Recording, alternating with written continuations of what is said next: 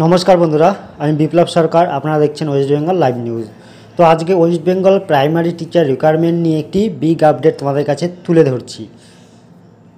तो এর আগের ভিডিও আমি দিয়েছিলাম যে প্রাথমিকের নতুন নিয়োগ, তো সেই নিয়োগ নিয়ে কিন্তু আবার মামলা হয়েছে, সেই ব্যাপারে আমরা জানবো পুরো ডিটেলসে ভিডিওর মাধ্যমে। তো চলো দেরি না করে ভিডিওটি দেখে নিই।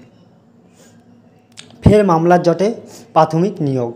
প্রাথমিকের নতুন নিয়োগ প্রক্রিয়াকে চ্যালেঞ্জ করে মামলা দায়ের করার আবেদন। তো মামলা দায়ের করার আবেদন কলকাতা হাইকোর্টে মামলা দায়ের করার অনুমতি দিলেন বিচারপতি বিশ্বজিৎ বসু।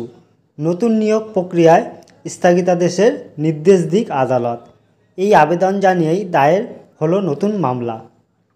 2017 এবং 22-এর ভুল প্রশ্ন মামলার এখনও রিপোর্ট দেয়নি প্রাইমারি বোর্ড।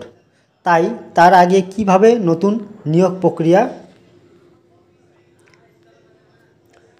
কী করে নতুন নিয়োগ প্রক্রিয়া আদালতে প্রশ্ন তোলেন মামলাকারীর আইনজীবী। পাশাপাশি আরও একটি আবেদনও জানানো হয়েছে। 2017 এবং 22-এ যারা পাস করতে পারেননি তাদের নতুন নিয়োগ প্রক্রিয়ায় বসার অনুমতি দিক আদালত। প্রসঙ্গত প্রায় 3 বছর বাদে ফের প্রাথমিকের নিয়োগ প্রক্রিয়া শুরু করার সিদ্ধান্ত নিয়েছে রাজ্য। তো 13,421 শূন্য পদে নিয়োগ হওয়ার কথা। নিয়োগের জন্য শিক্ষা দপ্তরের পক্ষ থেকে মিলেছে অনুমতিও।